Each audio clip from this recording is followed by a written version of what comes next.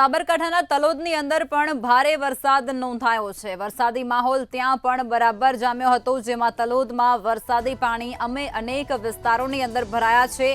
સુપ્રસિદ્ધ બળિયાદેવના મંદિરમાં પણ વરસાદી પાણી ભરાઈ ચૂક્યા, સાથે જ ખેતરોના પાણી છે તે બળિયાદેવ વિસ્તારમાં ઘૂસ્યા હોય તેવું પણ જોવા મળી રહ્યું છે। અનેક વિસ્તારોની અંદર હજુ પણ વરસાદી પાણી નથી ઓસરી રહ્યા, તે અંતર્ગત સાબરકાંઠાના તલોદની અંદર પણ તે જ સ્થિતિ જોવા મળી રહી છે।